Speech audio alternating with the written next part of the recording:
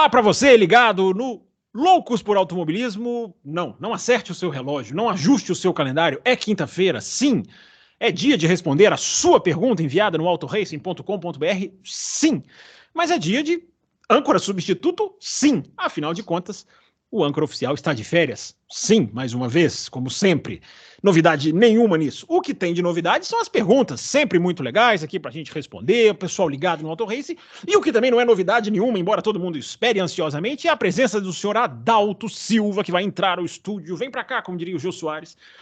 Vem pra cá, seu Adalto Silva. Grande confrades. Teve um confrade aí que eu acho que acertou onde está o nosso amigo Bruno Desleixo. Houve. As perguntas sobre esse assunto serão aplaudidas, agraciadas, lidas em caixa alta, afinal de contas, aonde está? Né? Então, estamos aqui fazendo as funções de quinta-feira. Quinta-feira que vem, fique tranquilo, ouvinte.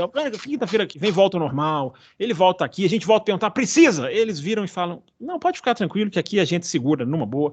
Mas estamos aqui cumprindo as funções e como função eu tenho que dizer para você, primeiro de tudo, para você deixar o seu like, você que está vendo no YouTube. E você que não está vendo no YouTube, não custa absolutamente nada você ir lá no YouTube e deixar o seu like. Né? Embora você use a sua plataforma de áudio à vontade, como você quiser, tudo começou a cair aqui. Você ajuda o canal a se proliferar no YouTube, a prosperar no YouTube. Então você pode ir lá e clicar no joinha, não custa nada. Sabia que se você clicar na mãozinha para cima ou na mãozinha para baixo, não custa nada, não é debitado nada da sua conta, não tem justificativa nenhuma para você não ir lá. E se você também quiser passar lá pelo X, eu agora vou falar só isso, tô achando barato. Se você quiser passar pelo X e seguir a gente no X, os nossos X's são... E nosso X vai estar aqui já. Os nossos X's são @campusfb, @adalto racing, e se você quiser, @brunaleixo80. O rapaz está tweetando como são belas as praias brasileiras. Ele está tweetando isso. Além de tudo, dá um tapa na cara da sociedade. E mostra toda a sua intransigência em deixar outras pessoas serem felizes. Só ele pode ser feliz. Tá com dúvidas, vai lá no @brunaleixo80 para você seguir. Adalto, alguma consideração? Singapura já tá animado, tá desanimado? Alguma coisa para abrir o trabalho? Eu já posso emendar, porque olha, pergunta tem, viu? Galera mandou para variar. Vamos emendar, senão isso aqui vai ficar muito longo. Eu acho que vai ser. Eu tô com uma boa sensação da corrida. O homem está com uma boa sensação da corrida. Eu tô com uma boa sensação que vai ser uma corrida melhor do que costuma ser lá. Né? Sem mais delongas, sem falar do trânsito de São Paulo, sem falar da temperatura em São Paulo, o Saulo Dantas abre aqui as perguntas. Ele é o pole position, mandou aqui, boa tarde a todos. Adalto, já direciona para você aqui, ó. Você acha que a Red Bull vai dominar a próxima temporada e qual será a equipe a desafiar os touros em 2024? Bola de cristal, o seu Saulo Dantas pede para você. Primeiro eu quero dizer que eu estou amarelado na imagem por causa da câmera. Você está amarelado? Eu estou doente. Na imagem você está branquinho, principalmente aqui em cima, como sempre. Não está amarelado. Não sei o que acontece com a câmera. Às vezes muda a luz aqui, ó. Você quer ver eu ficar amarelado? Ó, vou ficar amarelado, ó. Atenção, mudando aqui para o amarelamento. Não consigo mudar, não consigo ficar amarelado. Não consigo ficar amarelado. Então, acho que é isso. Sei lá o que é. Bom, fiquei amarelado, ó. Amarelei. Ficou o cara vai fazer uma pergunta que eu não sei responder, eu vou amarelar. Olha lá, amarelou. Agora embranqueei. Mas você tá sendo bem visto, Adalto. Pode responder aí o rapaz. Para de fugir da pergunta, responde quem vai ganhar da Red Bull. Não, a Red Bull tem tudo para dominar também a próxima temporada, né? E a nossa esperança é que alguma das outras equipes que hoje estão emboladas, como Mercedes, Ferrari, Aston Martin e McLaren, uma ou duas, ou todas elas, encontrem o caminho, né, do efeito solo, que a Red Bull encontrou antes das outras, porque daí tem uma boa chance de chegar na Red Bull e competir, termos uma competição, que afinal, automobilismo é competição, não é desfile, né? As pessoas se esquecem disso, né? Nada contra quem domina, gente. Apenas é melhor o esporte com disputa. Né? E a gente já falava isso há muitos anos, desde que nós começamos a gravar o Loucos. Sem dúvida nenhuma. Foi em 2019, se não me engano. Abril de 2019. Então, e a gente começou a falar isso naquela época, porque naquela época a Mercedes dominava. 2019, 2020 foi um passeio também da Mercedes, e a gente já falava isso naquela época.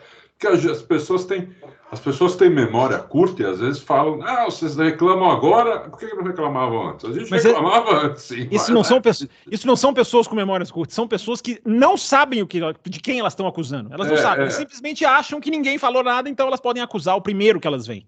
Exatamente. É isso aí. Eu lembro quando eu defendi aqui o final do modo festa, a proibição do modo festa. Bruno Aleixo e Adalto queriam me bater, mas eu defendi.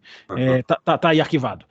Mário Sérgio, ouvinte sempre ligado aqui, manda sugestões, um bom ouvinte de se ter também, entre tantos outros, o Mário Sérgio. E a pergunta dele, olha que maravilha, ele já é o primeiro estrelinha da tarde e noite. Onde estaria Bruno Aleixo uma hora dessas? Estaria em Singapura cobrindo a corrida para o Auto Race? Mário, se ele estivesse trabalhando, seria ótimo. Ele não está trabalhando. O Adalto está até brincando ali. Ó. Se tivessem que apostar, quem acharia o muro nessa corrida? Quem você aposta, Adalto? É engraçado porque Singapura tem 100% de safety car, né? Na história. Tem. Todas as corridas tiveram safety car, 100% estatística. É verdade. Aí é o seguinte, os caras que gostam de carro traseiro têm mais chance de acertar o muro aí, né? Porque eles passam mais perto do muro com a roda traseira do que os outros. Então, vamos dizer assim, o Vespa, o Leclerc e mais alguns aí menos cotados têm mais chance de acertar o muro por causa dessa característica, né, de gostarem que a traseira escape um pouquinho, né? Então, é isso. Mas, assim, não quer dizer que eles vão fazer isso. Não quer dizer... No ano passado, eu não lembro de nenhum dos dois. Aliás, na classificação, inclusive... O Leclerc fez a pole e o Vespa ia fazer a pole, né? E aí mandaram ele entrar porque não tinha combustível no carro. Porque tem que... mas pô, só faltava 500 metros. O problema é que ele teria que dar outra volta, né? Para entrar no box e tem que sobrar um pouco de combustível no carro para a FIA analisar o combustível, não ia ter. Talvez parasse, inclusive, nessa volta para o box, ele já ficasse sem combustível. Aí, o que acontece? Vai para último. Como aconteceu, por exemplo, como eu estou bem de memória, com o Hamilton em 2012 na Espanha, que ele fez a pole, ele conseguiu até voltar para o box. Não. Ele para o carro ali na subida. A equipe manda ele parar o carro. Eu sei porque eu estava lá, eu me lembro da imagem, inclusive ocular. Ele para ali na subida da curva 6 e 7. Mas a equipe mandou ele parar o carro.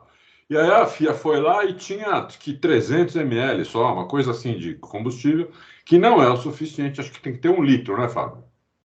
Não sei exatamente qual é a medida. Boa pergunta. Né? Eu assim, pelo que eu me lembro, né? Não li o regulamento, mas assim, pelo que eu me lembro, tem que ter 1 litro, ou próximo de 1 litro, para poder analisar o combustível. Não tinha menos.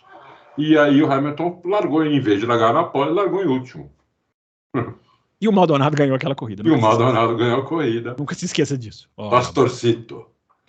Vocês precisam ver. Um dia eu conto essa história. O que foi o autódromo ali naquele... Eu imagino você lá vendo o Pastor ganhar do Alonso. Exatamente Alonso isso. Exatamente isso. Não, e chega a liderar o momento. Essa corrida tem história para contar. É muito legal. Um momento legal aí do automobilismo. Continuando então, Nelson, terminou aí, né? A resposta, continuando. O André Pedro, ele faz uma pergunta aqui. Primeiro ele diz boa noite, Adalto Silva e Fábio Aleixo. Eu vou fingir que não vi a provocação. Ao contrário do Ricardo Campos, de quem eu vou ler a próxima pergunta de pé aqui, que chama de Sábio Campos. Obrigado pelo trocadilho, mas de sábio aqui não tem nada, só enrolação. Mas o André Pedro, que eu não deveria nem ler a pergunta, ele fala... Fábio Aleixo, ele somou você. Tem uns caras que vão lá no Além da Velocidade e falam assim, mas o Bruno Campos, o que você acha do Leclerc? Os caras acham que eu caio na deles, eles tentam me enervar, mas eu não vou cair, não.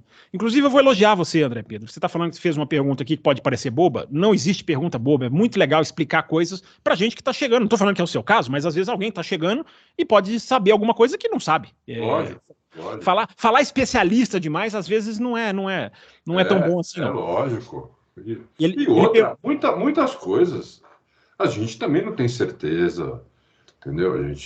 A gente fala da nossa opinião aqui, muitas vezes a gente não tem certeza das coisas também. A gente tenta, né, Mas às vezes a gente não tem certeza. O que a gente fala. Enrola, ele quer dizer isso. Ele tá querendo dizer isso. A gente enrola aqui e vocês caem na nossa Exatamente. Mas a pergunta dele é legal, Dalton. Ele pergunta assim: ó, existem circuitos que são tidos como de difícil ultrapassagem. Daí vem uma dúvida. Se cabem 2 carros um lado do outro, por que então que é difícil ultrapassar? É legal a dúvida dele. E aí, Adalto? É legal. Então é o seguinte, André.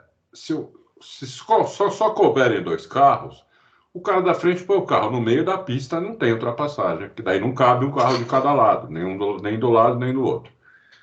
Então você precisa ter o espaço de 3 carros, né? E mais uma sobra. Por quê? Você não está manobrando, né? Se você estiver manobrando um carro, né, 1 por hora, você passa num espaço de centímetros, né? Mas se você está a 200 por hora, você não passa, entendeu? Então precisa ter o espaço de 3 carros, mais pelo menos mais 1 metro de cada lado para poder ser possível a ultrapassagem. Uma coisa que, por exemplo, não acontece isso em Mônaco, por isso que lá não tem ultrapassagem, entendeu? Acontece isso em Mônaco no final da reta do box, que é muito curta, cabem 3 carros lá. Não sei se o Fábio já andou lá. Aonde? Eu andei a pé lá. Aonde? Em Mônaco. Dei uma volta na pista, sim. Então a pista, em 90% da pista, não cabem 3 carros, um do lado do outro. Mas nos poucos lugares que cabem, não tem espaço, assim, não dá para o cara chegar e passar, só se o cara fizer muito negócio, muito forçado, o cara da frente tem que ser muito amiguinho. É muito difícil, né? Muito difícil. E a questão também, André, as áreas de escape. Se você pega Mônaco e cola Mônaco num campo aberto, não é que vai ficar uma ótima pista, mas o cara vai ter pelo menos a chance de arriscar mais. O fato dele não ter a área, sabe, já é uma coisa que refreia. Então isso também conta. Também. É interessante a sua pergunta, que você está olhando dentro de uma linha até a outra, mas o fora também interfere, né? É verdade. Ricardo Campos, que exaltou aqui. Esse aí é da família, da sua família aí. Deve ser, porque tem um sobrenome belíssimo e é um cara educadíssimo. Então, merece todos os aplausos. Nos chama de caríssimo, então, caríssimo. Parece que a Red Bull pode ser campeã nessa corrida. Sim, de construtores, sim. Quando o Max sacramentar a fatura, será que o Pérez pode ter alguma chance de beliscar alguma prova, Adalto?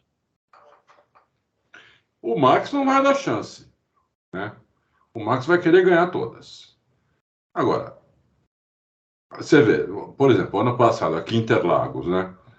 A Red Bull mandou o Max tirar o pé pro Pérez, para ele ser segundo no campeonato. Estava disputando com o Leclerc. Ele ter a chance de ser segundo no campeonato. O Max falou: não vou deixar ele passar e não me peçam mais isso.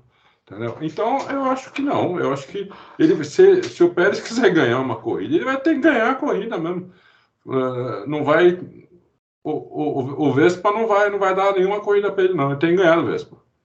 Você não acha, não, Fábio? Não vai levantar 1 centímetro de pé. Concordo. O Pinto, o nome dele. Grandes Adalto e Fábio, na opinião de vocês, havendo uma queda de braço sobre a entrada da Andretti e outras equipes na Fórmula 1, assunto importante, hein? Quem ganha a briga? A pressão da FIA para serem criadas novas vagas ou a pressão das equipes já existentes para não entrada de novas equipes? Boa pergunta. E aí, Adalto? Boa pergunta, acho que essa aí você devia responder primeiro. Eu? Na verdade, ele escreve Grandes Adalto e Fábio. Ele pôs o seu nome primeiro. Por isso que ele quer os dois. Ó. Mas o seu nome veio primeiro. Eu acho que o que vai entrar nessa questão aí, o caro ouvinte, se a FIA aprovar, vai entrar um outro fator, que chama opinião pública. E esse fator eu espero que pese. Pode não pesar nada, porque a gente já viu a Fórmula 1 dar de ombros para a opinião pública. Pode não pesar nada, mas eu espero que o fator opinião pública pese. É por isso que eu digo, todas as informações que chegam aos meus ouvidos é de que vão fechar a porta. Mas é o que eu tenho dito. Até a caneta estar no papel, eu não vou dar como vencido, porque as pressões serão fortes de ambos os lados. Diga aí, Adalto. Eu concordo também. Pela FIA, a gente já sabe quem entraria, né? Porque a FIA, teoricamente, já aprovou 2 equipes. Desculpa. A FIA já aprovou 2 equipes. Andretti e mais uma que eu esqueci o nome agora. É a Hightech? Falam-se da Hightech, né? Acho que é Hightech. Então, a FIA já aprovou. Né? Isso não foi divulgado ainda oficialmente, porque está uma queda de braço entre a FIA, as equipes e a Liberty. Tá? Que ninguém quer perder 1% do que ganha, entendeu? Acha que vai perder dinheiro, né? E então não quer deixar entrar. Eu já falei que, como eu sou a favor, totalmente a favor de entrarem, porque elas conseguiram ser aprovadas. Todas as exigências foram cumpridas. Entendeu? E se todas as exigências foram cumpridas, que a Fórmula 1 tinha feito, que as equipes tinham feito, que a Liberty tinha feito, tudo, acho que eles não esperavam que alguém ia cumprir tudo, inclusive pagar os 200 milhões sem reclamar de dólares.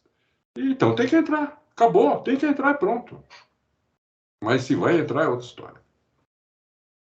O Glauco mandou uma pergunta interessante, Adalto, que vem aí de uma entrevista bem recente aí que o Sebastian Vettel deu numa declaração. Eu vi, inclusive, eu vi ele falando com... sentou com o Martin Brundle, que ele gosta de sentar com o Martin Brundle, ele já pediu o Martin Brundle para... Martin Brundle, vamos fazer uma entrevista? Vamos. Fez uma quando estava na Ferrari também, lembra? Então, exatamente isso que eu tô lembrando, né? Todo mundo achou que ele ia anunciar para onde ele ia, mas ele queria ser entrevistado. Tá certo, né? O piloto tem direito. E nessa entrevista eles discutiram sobre vários campeões que desaposentaram. E o Vettel ratificou esse fato com um sorriso. Vocês enxergam a possibilidade do Vettel fazer um retorno nos próximos anos? E aí ele manda aqui uma dica de vídeos, para você que está assistindo, quiser ir lá na página do Auto Race, ele manda aqui uma dica de vídeos do Vettel e do Coulter andando em Nürburgring. Né? Recentemente teve esse evento, tá aqui o vídeo está aqui na página para quem quiser. Mas e aí, Adalto, Vettel desaposenta para você? Você acha que pode ou não? Olha, eu acho até que, né, ele pode, né, assim, se tiver alguma equipe que queira, eu acho que ele pode, assim, né. Eu posso responder se eu fosse o Vettel. Se eu fosse o Vettel, eu não voltaria.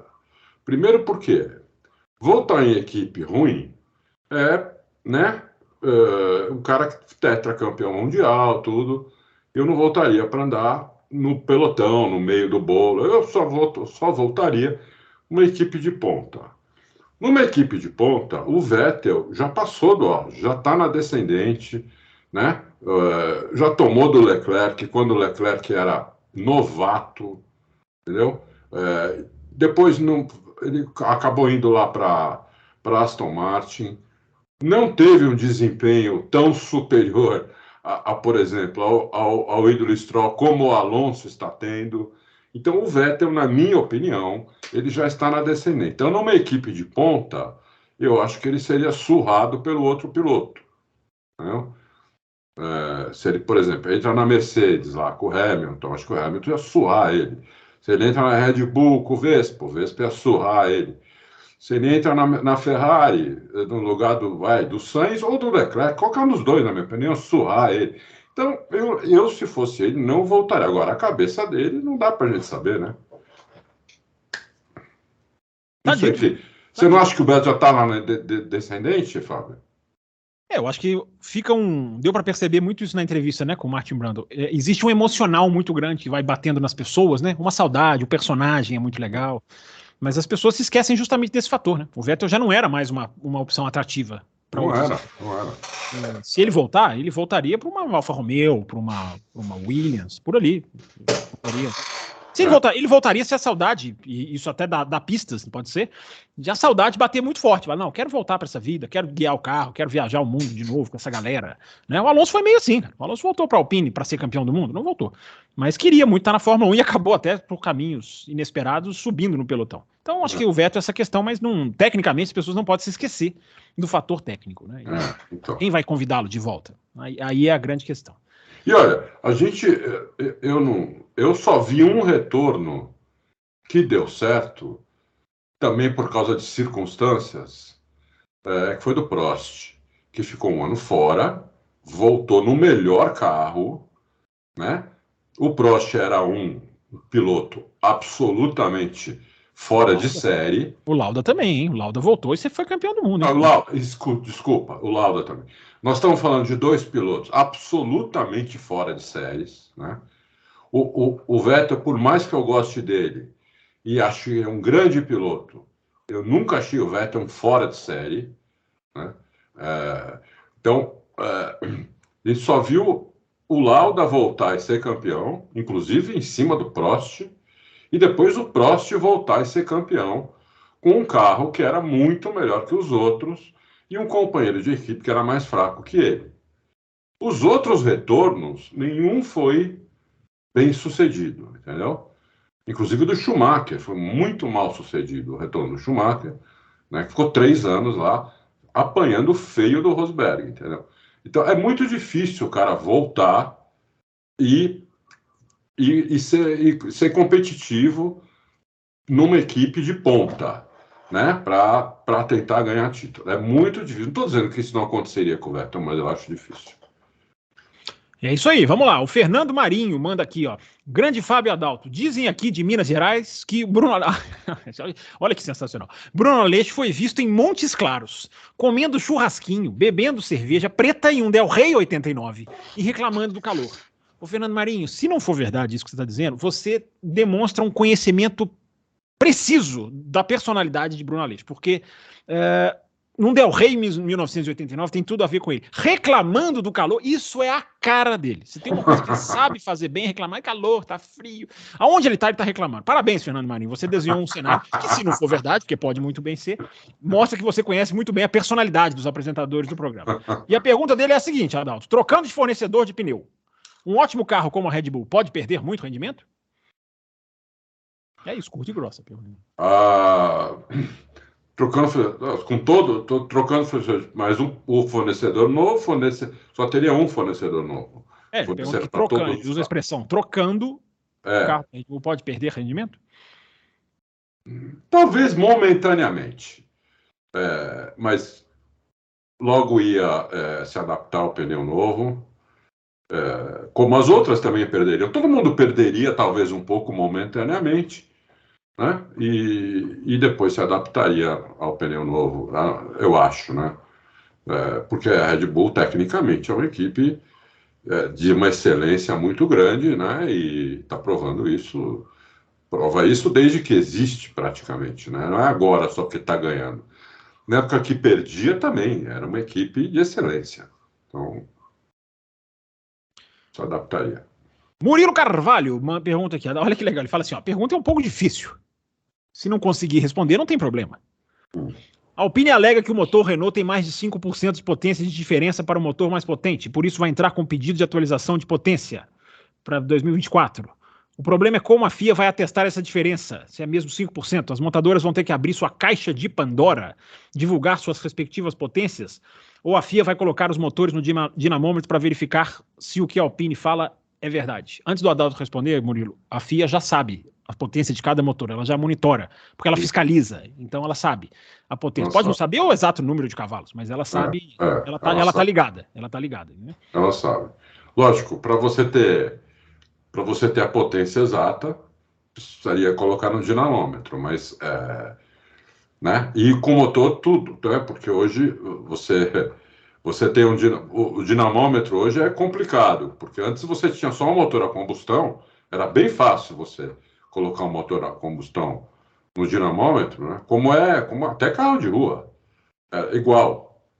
Na Fórmula 1 era igual. Você pegava um dinamômetro, punha lá e você media a potência na roda, por exemplo. Existe esse tipo de dinamômetro em algumas oficinas, inclusive.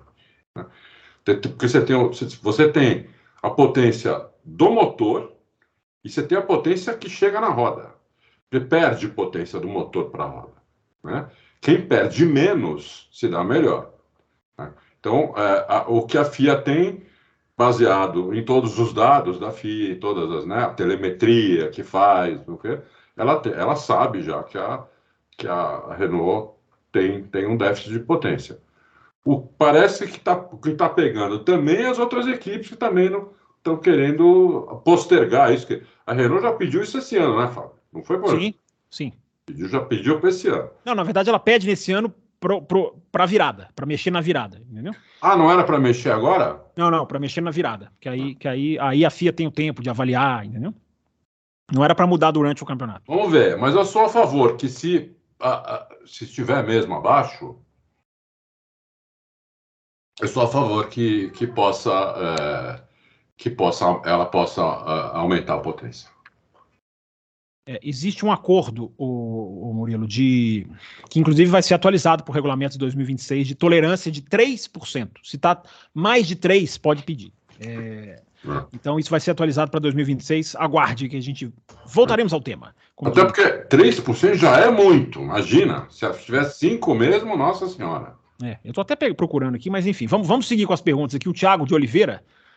Adalteira, eu gostei do Adalteira. Adalteira e Fábio Zera, não sei. Mas gostei do Adalteira. Foi você, Thiago? Adalteira você gostou e do Fábio Zera não. Não, o Adalteira é legal, é simpático, eu achei legal. O Fábio Zera só pela sonoridade. Fabeira. Eu gostei. Desenha aí vocês aí uma nova alternativa. Gosto muito das opiniões divergentes, discussões. Queria que vocês comentassem sobre a hipocrisia dos haters de ambas as equipes grandes, que nessa nova era de domínio só afirmam que toda diretiva é conspiração da Mercedes para frear a Red Bull. Se me recordo, 2014 a 2021, toda Racing Week, a Red Bull fazia declarações e protestos contra todas as inovações da Mercedes. Ou seja, também era conspiração. Os haters esquecem disso? Adalto, você é especialista em haters. Vai lá. Eu sou por causa dos comentários, né? Olha, Thiago, é o seguinte, em vez de se estressar com hater, porque tem mesmo, não adianta, tem que se divertir, entendeu? Porque os caras escrevem tanta asneira e você se diverte, dá risada, entendeu? Porque senão você vai ficar muito estressado. Em todo lugar, né? Nos comentários do site, no Twitter, que hoje é X, né? Facebook, aonde for, entendeu? Se fizer parte de grupo de WhatsApp, por exemplo, eu saí de todos os grupos do WhatsApp de Fórmula 1, que eu já participei, que já me convidaram, eu não conseguia ficar uma semana. É absurdo. Né? Nesses grupos. Eu não conseguia ficar, pedia desculpa e saía. Entendeu? Porque é uma barbaridade. É a pior coisa que eu já vi. Lá no site a gente tenta, né? Tem moderação, né? Então a gente tenta que isso seja minimizado, mas não tem jeito, entendeu? O hater ele não raciocina, ele odeia determinado piloto, determinada equipe, e tudo que essa equipe falar, qualquer declaração, o piloto, se não ganhar a corrida, e mesmo quando ganha porque tinha obrigação. Então, eu sugiro, ou você ignora, você já sabe quem é hater, você ignora, nem lê, ou você lê e se diverte, entendeu? Dá risada da ignorância do cara, porque não tem porque senão você vai ficar estressado, entendeu? Imagina, a gente tinha um fórum antes dos comentários, né? Era o maior fórum de automobilismo em língua portuguesa do mundo e o quinto maior contando todas as línguas do mundo. Tinha muito mais comentários do que tem hoje, por exemplo, nas notícias. Então, não tinha muito mais, mas tinha mais, entendeu? Quando nós fechamos o fórum já faz 3 anos, com 4 milhões de textos lá, entendeu? 4 milhões de textos tinha naquele fórum. Isso que a gente tinha perdido todos os textos 3 vezes já, desde que inaugurou o Auto Race. Nós inauguramos o fórum junto com o Auto Race em 2000. 3 vezes nós perdemos, na hora de mudar de servidor, de mudar de parceiro, nós perdemos tudo, teve que começar do zero. Na última vez que nós começamos do zero, tinha sido em 2013, quando nós fomos para parceiro atual, que é o R7, e perdemos tudo também. Começou do zero. Fechamos o fórum em 2020, então de 2013 a 2020, 4 milhões de textos. Então, eu estou muito acostumado com isso, né? Você já sabe, quando você vê o nome da pessoa, você já sabe até o que ela vai escrever. Quando você escreve alguma coisa, você já até sabe quem vai negativar, entendeu? Então, isso é muito previsível. As pessoas esquecem mesmo. A gente não falou no começo aqui, que a gente também reclamava no começo do Loucos aqui com o Fábio e com o Bruno, nessa nova fase. No começo a gente reclamava do domínio da Mercedes, que alguém tinha que fazer alguma coisa, que o regulamento tinha que mudar logo. A gente estava feliz que ia mudar em 2021, né? Aí não mudou por causa da pandemia, né? a gente falava, calma, pessoal, em 2022 isso vai mudar, não sei o quê. Aí não mudou, né? Aí tinha um super carro que ultrapassa. Isso. Aí mudou e não mudou nada. Entendeu? Então, é isso. Divirta-se, Thiago, é a melhor coisa. Divirta-se, Thiago. Lucas Sá. Olha que legal, ele conta um negócio interessante aqui. Ó. Passei a acompanhar automobilismo para valer, sobretudo a Fórmula 1, a partir de 2020. Hoje entendo perfeitamente que o automobilismo não é apenas números e resultados. Dito isso, qual o contexto para a pole do Hamilton em Singapura 2018 seja tão especial e descrita por alguns como uma das maiores voltas lançadas da categoria? Observação, diz ele, só para fazer um paralelo, justamente por entender o contexto da época, eu consigo ver aonde está a magia, ou quase, na volta rápida do Max em 2021, por exemplo. Acho que ele deve estar falando da Arábia Saudita. E aí, Adalto, a magia daquela volta do Hamilton em Singapura 2018. Boa pergunta, Lucas. Obrigado pela sua mensagem. Muito boa pergunta. Tá aí, ó, um novato, um cara que começou a ver Fórmula 1 há 3 anos só, e faz uma pergunta espetacular dessa, entendeu? Isso é uma pergunta que daria para a gente fazer um programa aqui, inclusive. Né? Mas não vamos fazer isso. Vamos fazer. Vamos esperar o Bruno Aleixo voltar e vamos fazer. Também podemos fazer. Espetacular porque a volta é totalmente no limite, passando 1 milímetro dos muros e fazendo aquele temporal, né? Como Vespa fez na Arábia Saudita, que na última curva a roda bateu, né? Ele exagerou um pouquinho na última curva, porque ele estava vindo numa volta que eu estava de olho, assim, ó, pregado na televisão, e bateu na última curva com a traseira, que escapou um pouquinho, porque ele gosta da traseira escapando, e deu um totó, acabou com a volta dele. Mas ia ser também uma volta espetacular, igual essa de Singapura do Hamilton de 2018. É por isso, porque é muito no limite, é passando muito perto dos muros, entendeu? Sem errar, sem corrigir, sem fritar pneu, entendeu? É isso. Então, a volta é maravilhosa por causa disso. E aí você vê o tempo. Aí você soma o tempo também, né? Porque o cara pode tudo isso lindo e largar em 16º, ninguém vai falar. E ser 5 segundos mais. Fala, nossa, o cara fez uma volta maravilhosa, só que ele foi 5 segundos mais lento. Aí ele tá mais devagar, por isso que a volta Essa do Hamilton, o cronômetro foi muito impressionante. Eu nem me lembro quanto foi, mas o cronômetro, na hora que ele passou, todo mundo assustou. E na hora que foi ver a volta, viu tudo isso que a gente vê na câmera on-board. Né? Inclusive tá aí nas redes sociais da Fórmula 1 essa volta aí, para quem quiser ver, vale a pena. Tá mesmo. A Karina... curva, como ele faz, né? Aquela que é em 2 pernas, ele só dá uma tiradinha de pé no começo, na entrada da primeira perna e crava de novo. É impressionante, né? Impressionante. Isso aí. A Karina Orinouti manda aqui. Oi, Adalto e Fábio, tudo bem, queridos? Olha só. Semana passada fiz uma pergunta que acho que não ficou muito clara. Falando sobre a batida do Ricardo do Max, houve um zigue-zague. Eu lembro daquela pergunta que a gente discutiu aqui. Do zigue-zague. A mídia não fala nada dessa manobra. Eu acho que a mídia fala muito dessa manobra, mas enfim. Depois eu quis dizer de 2021, sim. A dúvida que eu tive, porque você ligou os dois assuntos, né? O pessoal até mandou para mim lá no Twitter as notícias, lá o Jorge mandou, do Marco, enfim. Entre Hamilton e Max houve o brake test, que foi confirmado por Horner, Marco, isso que eu estou dizendo. Os próprios membros da Red Bull afirmam que pela telemetria houve sim um brake test. Sim, em 2021 na Arábia Saudita. Só separando, né? Mas como o caso já passou, as pessoas esquecem dessa manobra suja e ainda tecem suas opiniões que tal manobra foi justificada pela tal fantasiosa linha do DRS. Aí eu já começo a divergir de você, porque a linha não é fantasiosa e a linha induz o piloto a querer passar atrás. Mas enfim, terminando a sua pergunta aqui. No final, nada disso importa, pois não existe regra que impede um piloto de ser obrigado a ultrapassar ou não antes da linha. Bate aqui o martelo. Então me digam, houve brake test? Brake test não é manobra suja? Ou é tudo conspiração da minha cabeça de hater? E aí, Adão? Não é conspiração da sua cabeça. Houve brake test. E o Verstappen tinha que ser desclassificado daquela corrida. O Verstappen não é obrigado a fazer a curva na frente do Hamilton. Não. O que ele não pode fazer é tirar o pé a 300 por hora na linha de corrida. Isso que caracteriza o brake test. Então o Verstappen tinha que ter saído da linha de corrida, aí tirava o pé. Hamilton passava e ele entrava atrás no Hamilton na linha do DRS. Aí, totalmente normal, qualquer piloto pode fazer isso, né?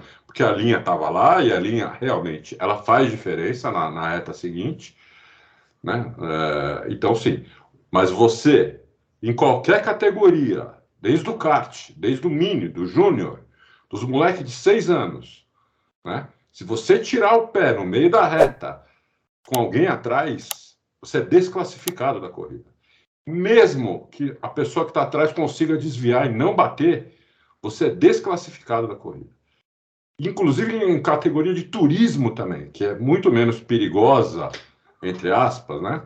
Também você é desclassificado.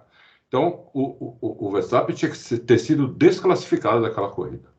Ele fez o break test. E não precisava nem o pessoal da Red Bull confessar, não precisava disso. A gente via pela câmera e viu, e na câmera on-board, então, mostrava tirando o pé, a velocidade dele foi de 300 para 160, uma coisa assim, quer dizer.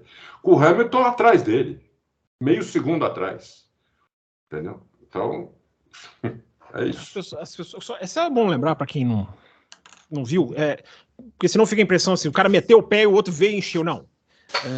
Sim, break test é uma manobra absolutamente condenável, mas foi um veio freando, aí um freia mais um pouco, aí um freia de novo, ficou o jogo. Por isso que a linha se justifica. Por isso que a linha, não é que ela justifica a manobra, mas o papel dela no contexto se justifica. Porque fica um freando.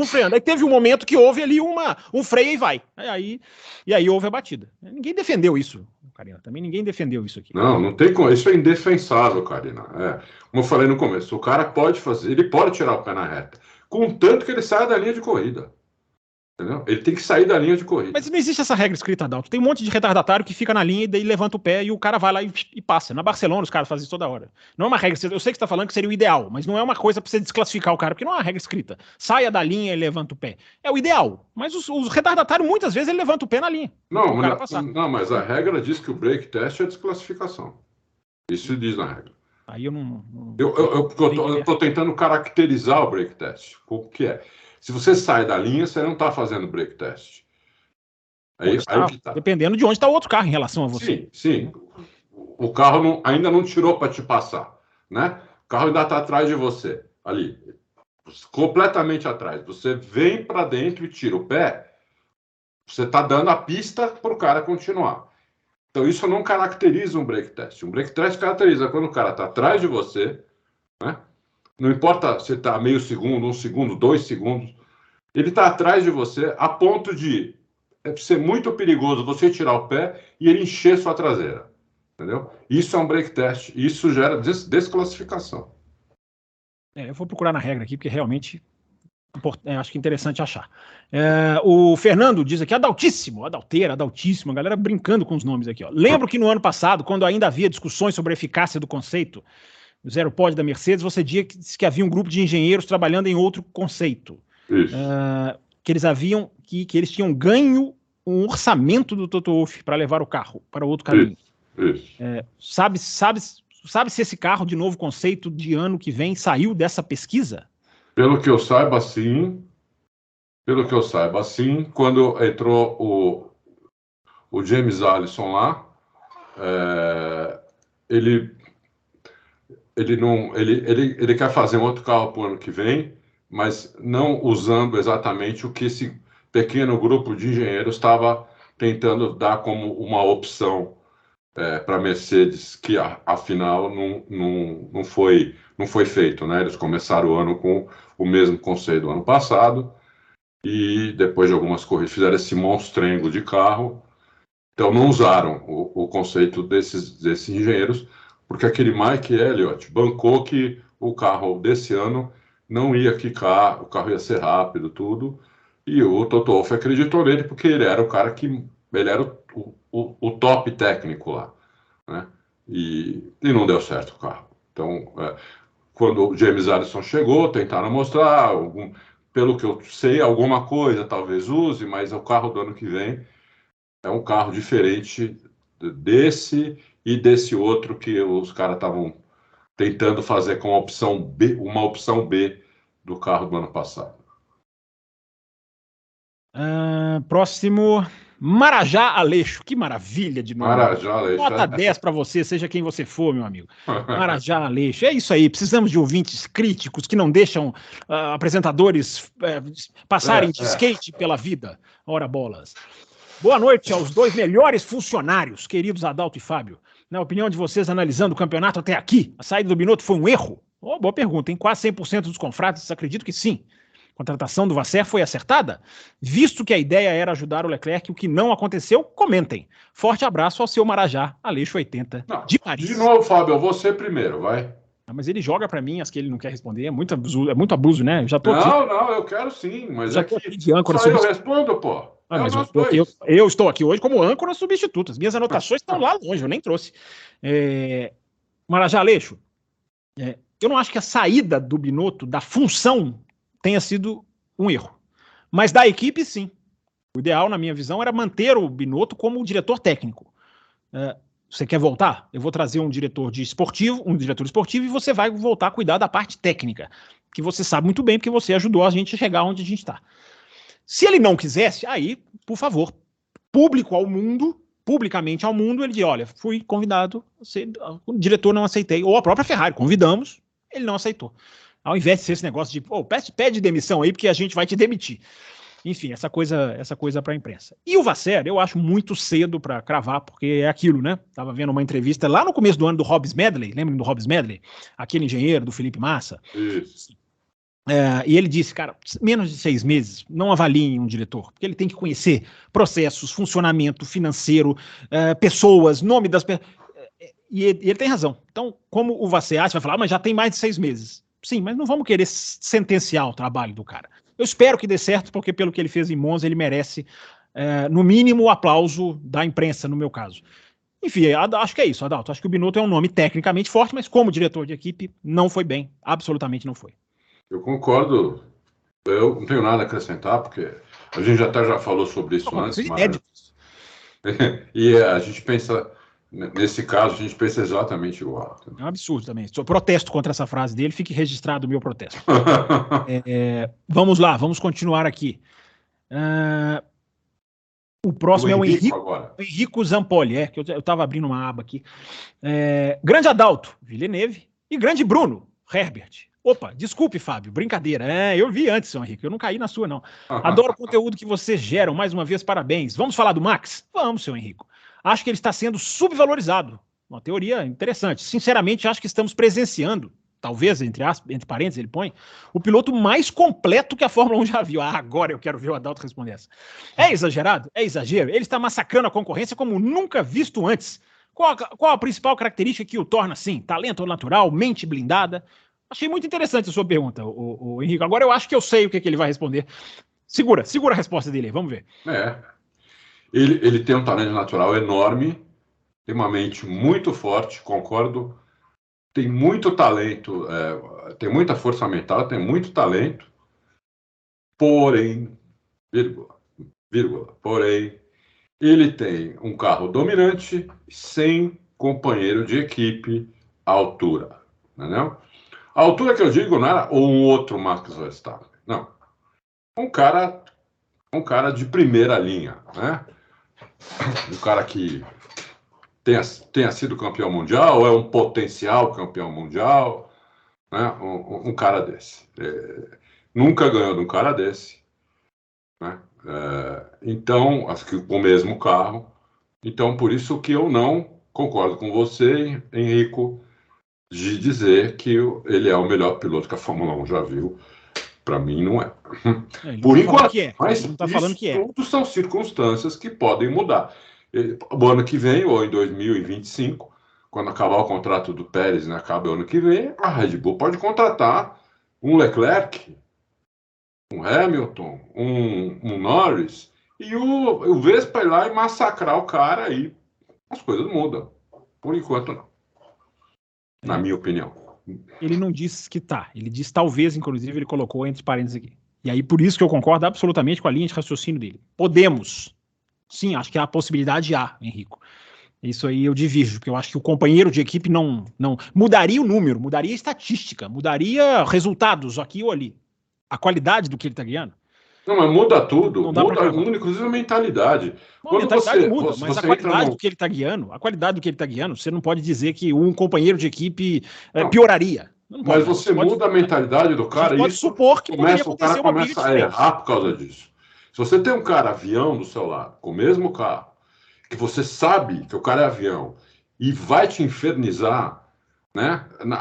A pole está prevista naquela pista para 1 minuto e 20. O cara vai lá e faz 1:19,5. Você já vai diferente para a pista.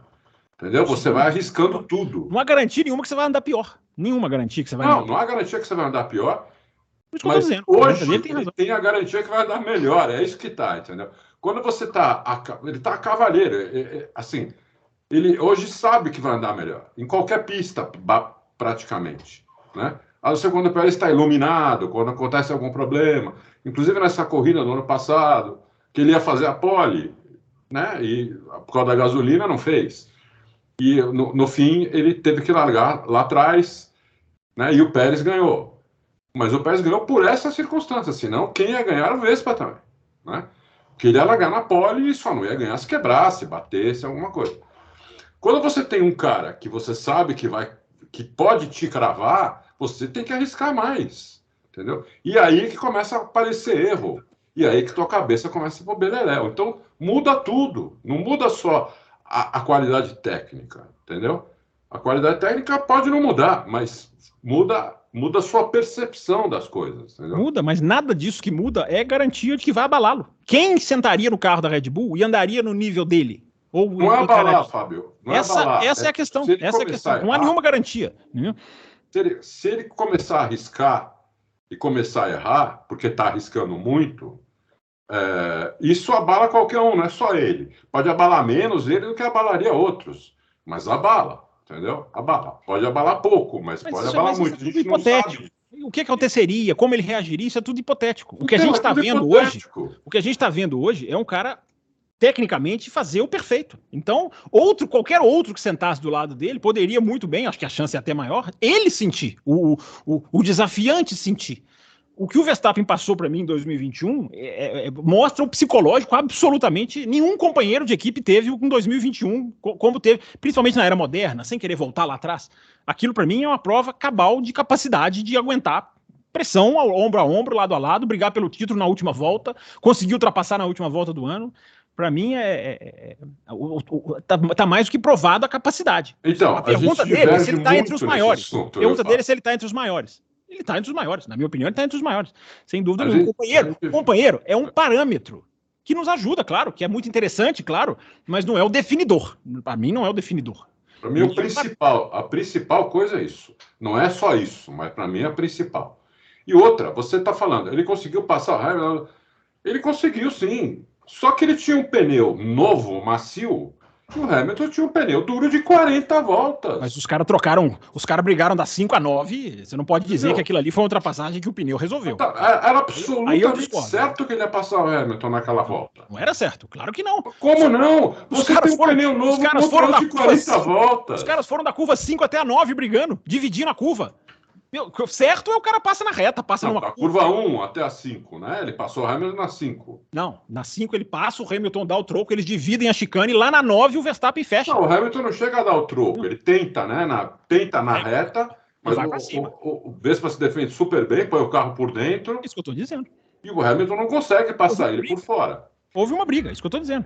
Sim, mas era uma briga que o Hamilton não tinha chance de ganhar, entendeu? Porque ele estava muito prejudicado pelo pneu, que é um super definidor de tempo, de tempo de volta. Sim, mas não era sentenciado que ele ia passar. Para mim, na minha opinião, não era nunca. Entendeu? Senão a ultrapassagem seria diferente. Você acha que se fosse ao contrário, o Hamilton não passava ele? Não sei como que ele ia defender. O Bruno sempre fala da defesa na curva 5. Não, aí é hipotético demais. Eu acho hipotético. Se fosse ao contrário, o piloto faria tal coisa, como que eu vou adivinhar? Impossível, né? Mas você está cravando que ele conseguiu passar o Hamilton na última volta e ele conseguiu Ele mesmo? conseguiu. Só que o Hamilton tinha um pneu de 40 voltas usado. Eu reveja a última volta. Eu acho quase uma heresia dizer que aquilo ali, o pneu. Eu sei que um tinha um pneu diferente do outro. O Hamilton teve que mostrar braço, mostrou. É por isso que eu falo, a última volta é épica. Fábio, mas houve uma briga. Sem dúvida houve uma briga. Completamente diferente. O pneu novo, zero, macio. Contra um pneu duro de 40 voltas. Eu não estou dizendo que eles tinham condição igual. Quanto dá um tempo de volta? 3 segundos? Eu não estou dizendo que eles tinham condição igual. Eu estou dizendo que eles brigaram. Houve briga. Não foi o pneu que resolveu a situação. Você pode falar, ele pesou aqui naquela curva. Ok, mas eu estou dizendo que houve briga. Não é passar, o pneu resolveu a passagem. Para mim, de maneira nenhuma. Enfim, fica aí para quem quiser rever a última volta em Abu Dhabi. O Williams André. Loucos, grande Adalto e grande Fábio Âncora. 2 perguntas. Um carro dominante para ser companheiro do Senna, quem daria mais trabalho para o brasileiro? Hamilton, Schumacher ou Verstappen? E aí, Adalto? Aí com você, não é com você. Não, mas... são perguntas muito hipotéticas, né? No auge, os 3 dariam trabalho, né? O Schumacher entre 2000 e 2004 era um monstro, né? O Vespa está sendo um monstro agora, o Hamilton foi um monstro durante muitos anos também. Eu acho que os 3 dariam trabalho para ele, né? Você não colocou o Prost aqui, né? Eu não sei se eles dariam Hamilton, mais Schumacher trabalho. E Verstappen, ele coloca. A minha dúvida é se eles dariam mais trabalho que o Prost, né? O Prost era o melhor piloto do mundo até o Senna aparecer lá na McLaren. Da década, né? Prost foi o primeiro cara que eu vi que ganhou um campeonato com um carro pior, assim, claramente pior, em todas as pistas. Foi 86. Foi campeão de 86. E ele tinha um carro pior do que as Williams, que tinha só Piquet e Mansell. Conseguiu ganhar o título. Então, eu não sei se o Hamilton, Schumacher ou o Vespa dariam mais trabalho do que o Prost deu. Eu tenho essa dúvida. Ele pergunta aqui se você já viram um massacre. Eu não, já respondo. Algum massacre como esse vem fazendo em 14 etapas? Alguma vez, Adalto? Não, nunca vi. Nunca vi. Inédito, senhor Williams. O próximo aqui é Olha, um massacre, um grande massacre. Teve um ano que o Schumacher massacrou. Teve um ano do Vettel que ele massacrou demais, foi 2013. No final, né? Porque ele pergunta que após 14 etapas, né? O do Schumacher em 2000, o Schumacher ganhou 12 em 13, em 2004. Então. 12 de 13. E o Mansell também em 92. 92. Também ele ganhou quase todas as corridas que ele terminou, entendeu? Então, só que eram muito menos corridas, tudo. Então, hoje é muito mais corrida, não é? Então, mas um massacre igual ao do Vespa, eu nunca vi. O Cábio Fampos, eu tô te vendo, tá? Eu sei que você tá aqui às quintas-feiras, tá? Você não pensa que você escapa, não. Eu tô te observando. Prepare-se, tá? Que eu vou, assim que o Massa terminar e ganhar o título de 2008, claro que ele vai ganhar, eu vou pegar os advogados dele e vou atrás de você. Vi rumores de que mesmo... É uma questão aqui que você já meio que respondeu, Adalto, mas se você quiser complementar aqui, ó. Mesmo que a FIA dando autorização para Andretti se juntar ao grid, a FOM estaria ameaçando boicotá-la. Enfim, uma pergunta parecida com aquela que a gente leu no comecinho do programa. O que pode causar a estranha situação da equipe Andretti não ser mostrada, ou ser pouco mostrada, tá caindo o mundo aqui, não sei se vocês estão ouvindo aqui, ou ser pouco mostrada durante as transmissões. Não é estranha essa atitude de Liberty e Fórmula 1? Será que a Liberty seria mais aberta a 3 carros por equipe do que uma nova equipe para se juntar? E aí, Adalto, essa pergunta, no final ele dá uma pergunta aqui que é diferente do comentário inicial. Talvez a Liberty esteja mais aberta mesmo a isso que você falou. 3 carros por equipe do que deixar novas equipes entrarem. O que eu vou repetir, né? O que é um absurdo, porque 3 carros por equipe, o jogo de equipe ia ser absurdo, né? Então, sempre ia ter um piloto lá que ia ser muito desvalorizado, ou ia ter que trabalhar para os outros. Então, lógico que eu prefiro outras equipes do que 3 carros por equipe. Mas, né? Agora, esse negócio de boicotar, isso aí, se a Andretti e a outra entrarem, né? A FIA pode até tentar fazer isso no começo, mas isso aí não dura, porque eles entram na justiça, a própria FIA vai dar reprimenda, vai criar alguma punição esportiva por isso. Isso não dura. Tá? Se eles conseguirem entrar, eles vão ter dificuldade no começo, vão fazer tudo para eles se ferrarem, mas eles devem estar cientes disso, inclusive, né, Fábio? Imagino. Vamos lá, vamos continuar aqui. Eu estou com uma outra aba aberta aqui, eu estou com o regulamento da FIA aberto aqui. Daqui a pouco eu dou aqui uma parcial do que eu estou procurando. Mr. Anderson, em uma das corridas anteriores em Singapura, a Red Bull deu problema devido ao metro que passava, o metrô, né? Ele escreveu aqui. Metrô. Que passava debaixo da pista. Vocês podem relembrar o que aconteceu? Lembra disso, Adalto? Eu não lembro. Não, o Weber acusou isso, eu lembro do Weber falar isso. É porque existe uma questão da dispersão elétrica, que ao passar exatamente junto ao metrô em Singapura, estava tendo um efeito na bateria e estava apagando alguns carros. Eu me lembro disso sim. Pô, faz tempo já então, hein? Foi na época do Weber, eu lembro do Weber falando sobre isso. Então deve ter sido aqui, pode ter sido 2008, 9, 10, 11, enfim, até o 12, até o Weber sair daqui, 13, não lembro o ano não, mas aconteceu mesmo, essa questão tiveram que fazer um isolamento ali, porque a questão do metrô estava realmente interferindo nas baterias. Eu não lembrava disso não. Mas que coisa, hein?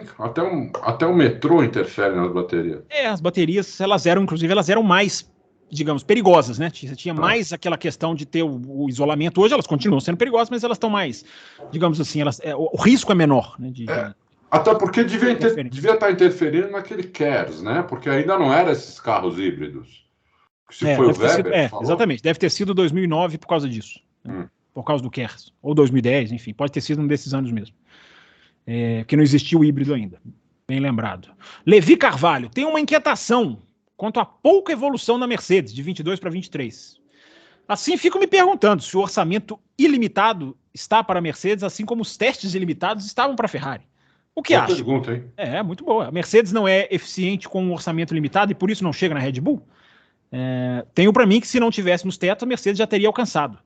Quiçá já estivesse na frente. E aí, Adalto, o que você acha dessa linha de raciocínio? Boa pergunta. Não dá para a gente cravar isso, né? Mas é uma coisa a se considerar mesmo, porque eles têm que fazer as coisas com esse limite de orçamento, né? Que antes eles não tinham. Então, antes eles, né? Olha, não está dando certo, faz outro. Não deu certo, faz outro, até acertar. Hoje não dá para fazer isso, porque, certo? Uma hora, pum, explode o limite de orçamento. Então, precisa mostrar mais competência com menos dinheiro. Eu ainda acho que é uma circunstância, né? Porque se você pensar, a Mercedes foi a única equipe que se deu mal com o novo regulamento. Aí sim. Mas não, na verdade, todas as equipes estão parelhas, menos a Red Bull, entendeu? A Red Bull foi a única que acertou mesmo. Então, atrás da Red Bull tem um bolo de equipes que a gente nunca sabe quem vai ser a segunda equipe na próxima corrida. Não dá para cravar, é difícil. Porque às vezes você vai nas apostas e fora o Vespa e o Pérez, qualquer outro paga muito, entendeu? O Vespa e o Pérez não pagam quase nada. O Pérez até paga alguma coisa. O Vespa não dá para apostar nele, né? Porque se você apostar nele, você acaba perdendo dinheiro. O Pérez até dá para você apostar, só que para você ganhar alguma coisa tem que apostar muito, né? Então é arriscado, porque aí o Vespa continua ganhando. Você apostou, sei lá, R$1.000 no Pérez, entendeu? Você vai perder R$1.000 e a chance do Vespa ganhar é enorme, entendeu? Então as outras equipes pagam 15 vezes, 20 vezes, 25 vezes. Então a diferença ficou muito grande para. Então não sei se a Mercedes foi incompetente ou a Red Bull foi muito competente? Com essa dúvida. Bom, eu espero que vocês não estejam ouvindo o vendaval que está invadindo aqui os meus arredores aqui, porque vai cair, se cair tudo aqui, se cair a estante, porque o vendaval tá recorde aqui, o barulho tá... Fecha a janela aí, Fabião. Oi? Fecha a janela aí. Não, tem um filete aberto assim, ó, e já é o suficiente para voar coisas. Então, se cair tudo aqui, chamem a Defesa Civil. O Marçal Kawai Prado, fazia tempo que eu não li a pergunta dele aqui. É das antigas. Olá, loucos. Vencendo o contrato da Pirelli com a Fórmula 1, existe um real interesse de outros fabricantes em concorrer para o fornecimento? Como funciona isso? Vocês poderiam explicar? E aí, Adalto? Existe, né? Existe.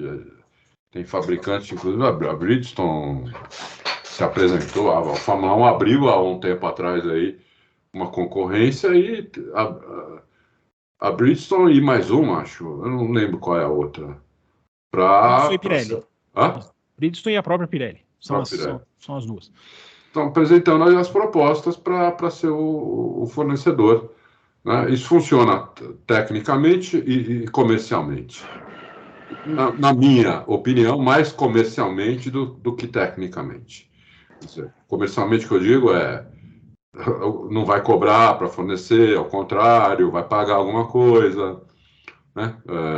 Porque, tecnicamente, a Bridgestone tem condição, como a Michelin teria, como vários teriam. Goodyear já foi fornecedora, quer dizer, várias empresas de pneus têm condições técnicas.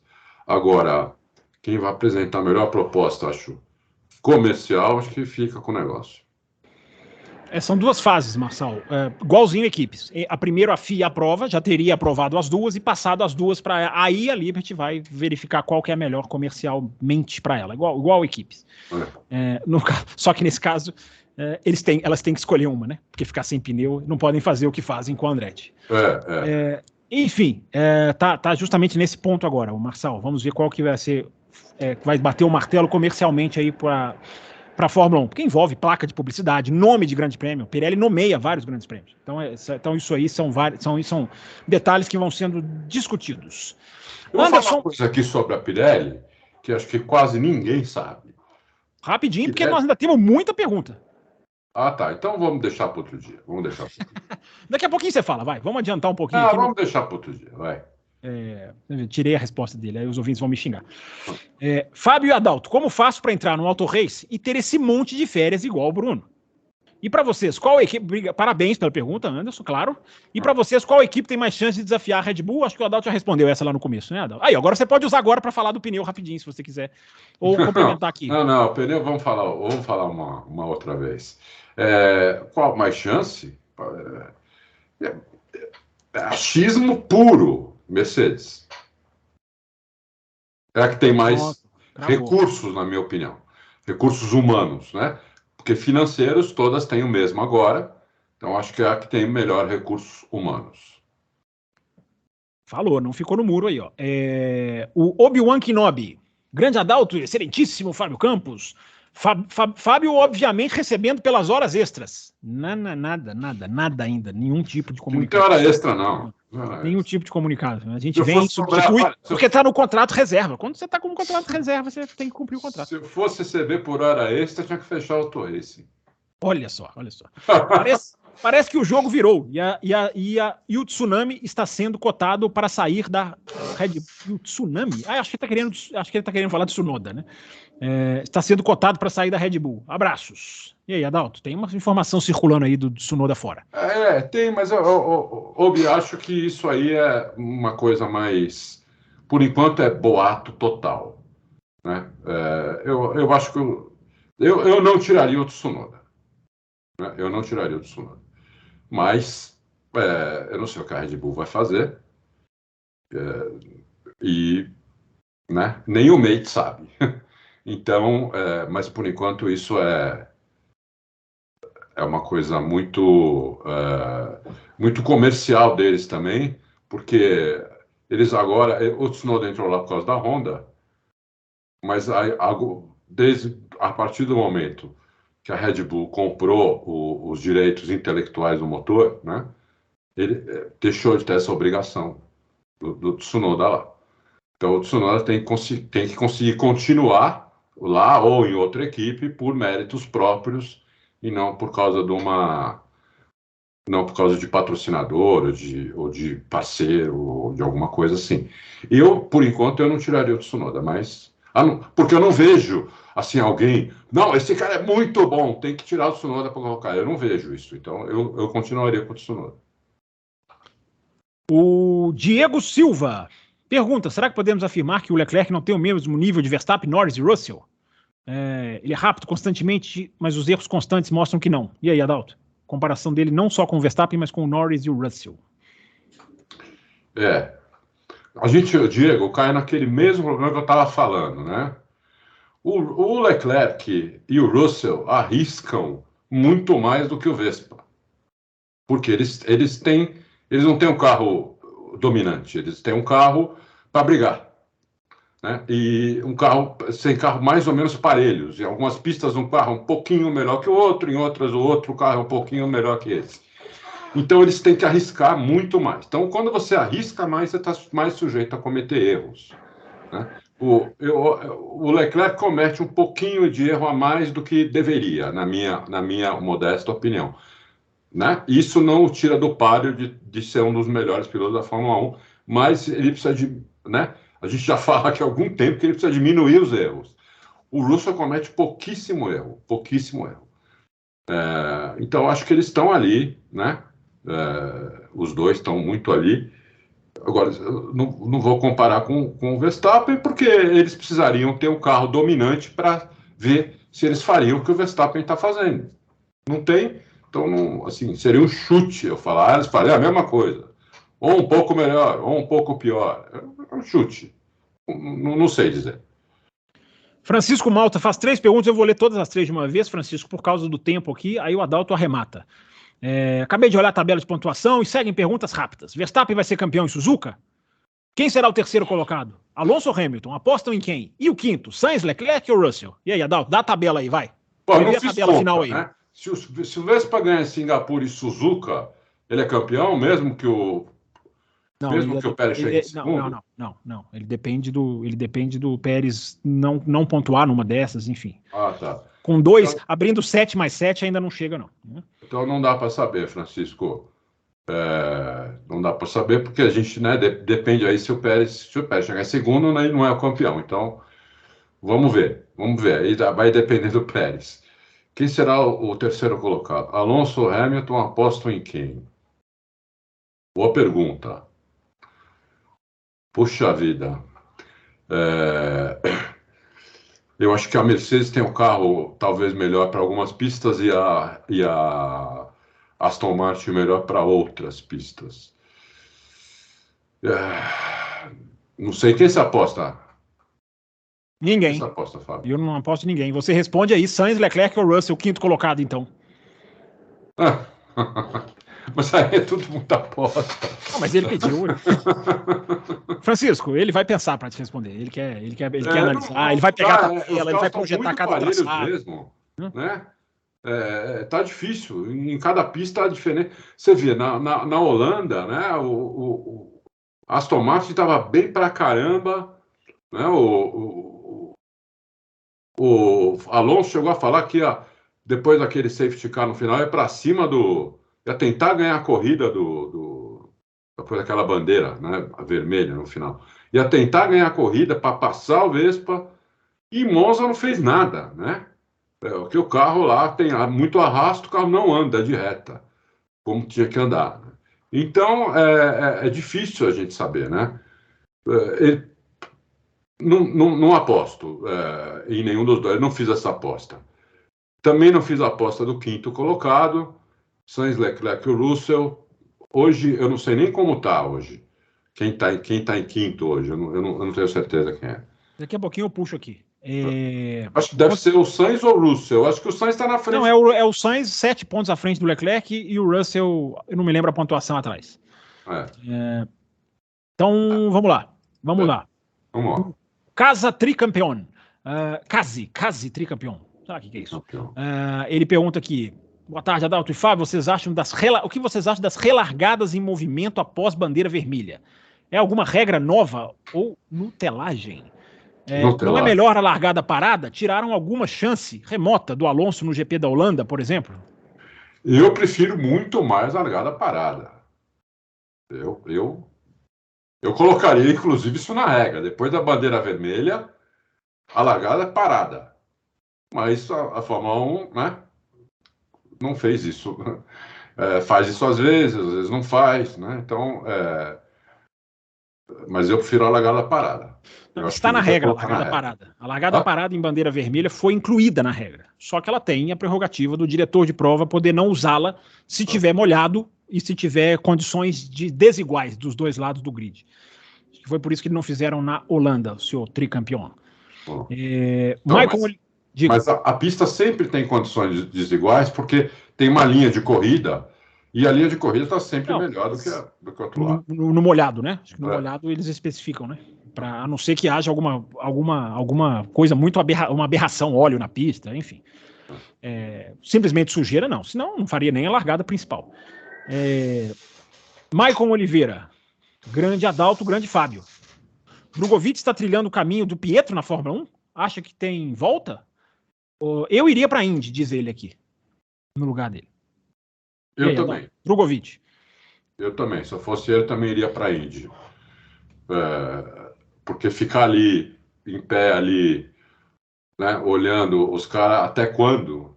Até alguém falar, obrigado, temos outro piloto reserva. Então, eu iria para a Indy, porque eu acho que ele arrumaria ele arrumaria um carro decente na Indy. Eu iria para a Indy. Reiner Patrick Pontes, pronto. Carlos Fábio e Adalto. Ele trocou o caractere e ficou Adaldo. Gostei do Adalto também. Tô gostando dessas variações do nome. Ainda podemos ter esperanças que, ao invés da FIA e Liberty criar cada vez mais diretivas técnicas, ela adote uma política livre no design dos carros, livre no trem de força, na escolha dos fabricantes de pneu. A única limitação seja o teste de gastos. Travas do regulamento em apenas algumas simples linhas. Adalto, na pergunta dele é essa. Olha, Rainer, a sua pergunta é muito boa. Porque uma vez que você tem um teto de gastos, se você tiver certeza que você consegue policiar esse teto de gastos, eu acho que o regulamento devia ser muito mais livre. Regulamento técnico, né? Não esportivo, técnico. Devia ser muito mais livre. Mas a Fórmula 1 não parece trilhar por esse caminho. Ao contrário. Né? Eu peguei uma Fórmula 1 que você tinha carro de 6 rodas, você tinha carro de 12 cilindros, 8 e 6 no mesmo grid, você tinha carro aspirado e turbo no mesmo grid, entendeu?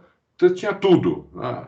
Era quase, né, uma força livre e não tinha teste de gastos. Hoje, com o teste de gastos, eu acho que poderia ser muito mais livre do que contanto que não ultrapasse o teto. Mas eu não vejo a Fórmula 1 fazendo isso, infelizmente. Vamos lá. O Alexandre Kaspar. Boa tarde. Nas declarações do Helmut Marko sobre um novo acordo que parece ser com a Hugo Boss, ele fala em liberar tudo que a Red Bull tem para a nova equipe. Até onde vai isso? Eles vão poder copiar aerodinâmica, suspensão, assoalho, motor. O motor já é o mesmo, ele diz aqui. Vamos ter 4 Red Bulls no grid? Não é bem assim, né? Mas vai, responde aí, Adam. Não pode copiar tudo. O que eles podem fazer é ter tudo que o regulamento permite que uma equipe tenha da outra. Isso eles vão fazer, evidente, e é o Hugo Boss mesmo, não é que parece que é o Hugo Boss, vai ser patrocinador a título do carro, inclusive, da equipe. A equipe vai mudar de nome, Alexandre. Né? A gente não sabe ainda que nome vai ser, mas vai mudar de nome. E é isso. Eles vão copiar, né, Fábio? O que o regulamento permite copiar, eles vão ter igual, o mesmo P, câmbio, boa parte da suspensão vão ter. Agora, tem coisas que não pode, eles têm que provar que foram eles que projetaram um monte de coisa no carro, que eles têm que provar que foram eles que projetaram.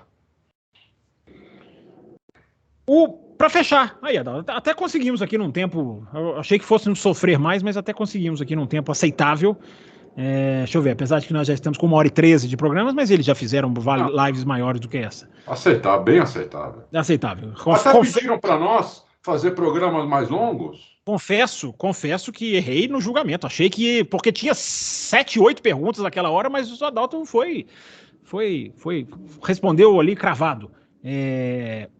Então vamos lá, bem com bastante calma. A pergunta do mestre Stifler. Fala, confrarias. Grande Adalto, grande Fábio, mas conhecido como as enciclopédias do jornalismo. Duas perguntas. A segunda é sensacional, mas eu vou ler a primeira primeiro. Quem teve um ano melhor? O Senna em 93 ou o Alonso em 2012? E aí, Adalto? O Senna em 93. Por quê? Justifique sua resposta. Porque o Senna, ele conseguiu ganhar 5 corridas, se eu não me engano, em 93. Olha, estou falando de cabeça, não tinha visto a pergunta antes. Eu acho que são 5 corridas. Com um carro que era tipo 1,5 segundos mais lento do que a Williams, né, de 93, a de 92 e a de 93. A de 93 era melhor ainda que a de 92. Então, você ganhar uns 4, 5 ou 6 corridas, não tem 5 corridas, confirmado aqui. O Prost 7 e ele 5. Rio 3 e Schumacher 1. Então, em cima de um carro que é 1,5 segundos, por mais ou menos 1,5 segundos mais rápido que o seu, para mim isso é uma façanha assim muito maior do que você ganhar 35 corridas seguidas tendo um carro dominante, entendeu? Então, então eu digo, mas o ano do Alonso em 2012 é maravilhoso, né? Porque o carro também era bem mais lento do que a Red Bull, e ele levou o campeonato até a última corrida. Não foi, Fábio? Foi Interlagos, sim. Então, o ano do Alonso foi maravilhoso também. Não tem que tentar. É um dos melhores anos do Alonso. Ele não foi campeão, mas foi um dos melhores anos do Alonso da Fórmula 1. Foi em 2012. Entendeu? Então, tem que levar isso muito em consideração. Muito, muito, muito. A outra pergunta dele. Adalton. Eu tô adorando. As variações estão excelentes. A próxima quinta, eu não vou estar aqui na próxima quinta, eu não vou poder confirmar. Adalton, achei sensacional. Adalton. Como era a tocada de Juan Manuel Fangio? Pergunta Mestre Stifler. Mestre Stifler, é muito... Olha, por isso que quando eu falo dos pilotos, eu falo dos melhores, dou pequenas listas, não sei o quê, eu começo sempre a partir de 72, que eu estou, inclusive, sendo otimista, porque em 72 eu só tinha 10 anos de idade. Mas que ele está saindo pela tela, não acredite nisso, ele viu o Fangio. Não, eu vi documentários, o documentário do Fangio, inclusive, eu recomendo, eu não sei se é Netflix ou é Prime. Netflix tem um deles, sim. É maravilhoso o documentário, eu vi tudo que tem no YouTube, tudo que colocam, que postam lá no ex-Twitter, X, no Facebook, mas, é muito pouca coisa, entendeu? E na maioria das vezes não é nem volta de corrida, é uma volta que os caras colocaram uma câmera lá, então ele não está dando tudo também, porque a câmera está atrapalhando. Então é muito difícil você analisar isso com tão pouco material que tem, entendeu?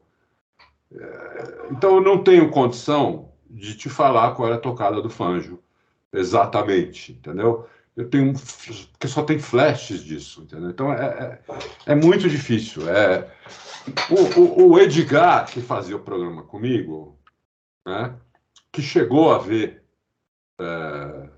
muito mais coisa que eu, e conversou com gente da Fórmula 1 que estava lá, quando o Fangio estava, não sei o quê, ele me disse, e disse no Loucos também, que faz muitos anos atrás, que o Fangio, ele tinha uma tocada muito, muito a mais neutra possível, a mais... ele brigava muito menos com o carro do que os outros, apesar de brigar, porque os carros tinham muito pouca aderência. O Fangio guiou aqueles carros com pneu palito, rapaz. de pneuzinho, né? Então você imagina um carro que na reta chegava quase a 300 por hora com um pneuzinho de bicicleta, 4 pneuzinhos no carro. Então o carro não tinha aderência nenhuma, o freio era uma coisa absurdamente pior, então não dava para você andar redondo, porque se andasse redondo os caras passavam por cima, porque o carro não tinha aderência nenhuma.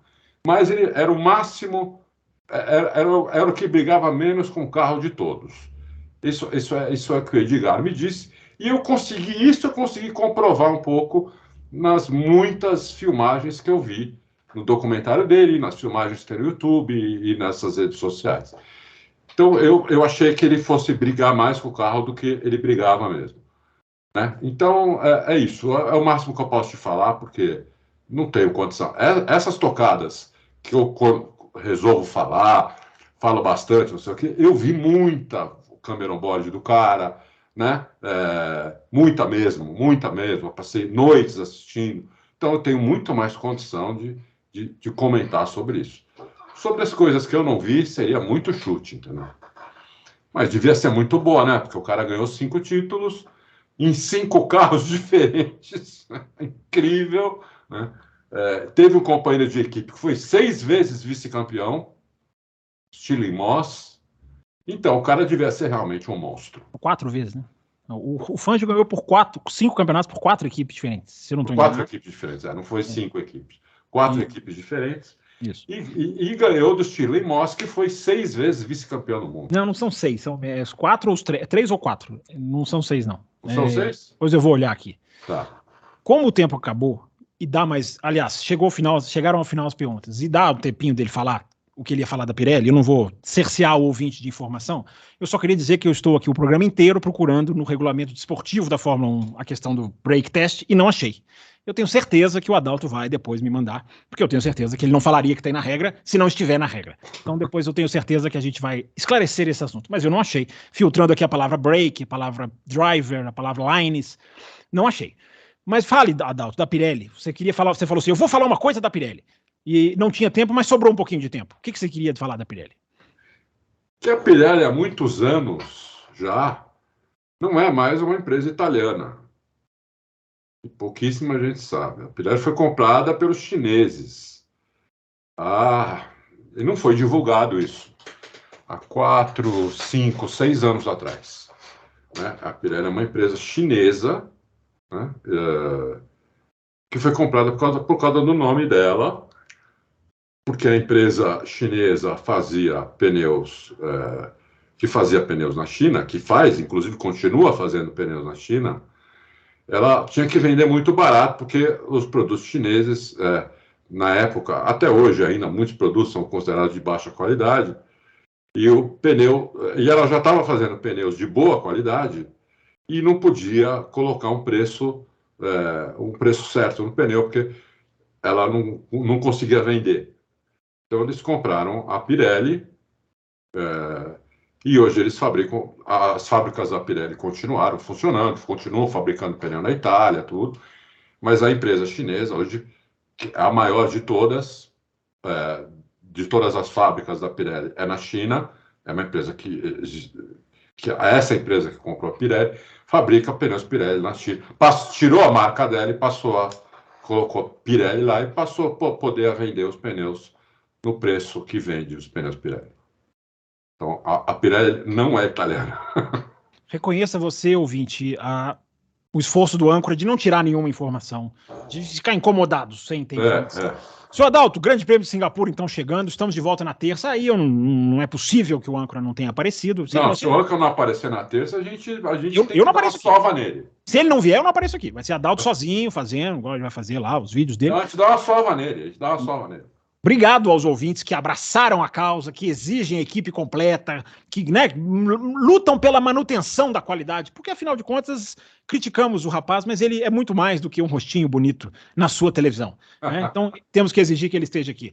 Valeu, Adalto, Grande Prêmio chegando, Singapura, treino sexta, sábado, domingo e estamos de volta na terça-feira para analisar. O Adalto já fez aí o sinal para você deixar o seu like. Se você chegou até aqui, é porque você gostou, senão você já tinha ido embora. Então você tem a obrigação de dar o like e ajudar o canal a se propagar no YouTube. Valeu todo mundo que mandou perguntas, atendemos todas, respondemos, até o que ia ficar de fora entrou. E estamos de volta na próxima terça-feira com a cobertura do GP de Singapura. Valeu, galera. Obrigado a todo mundo e até a próxima.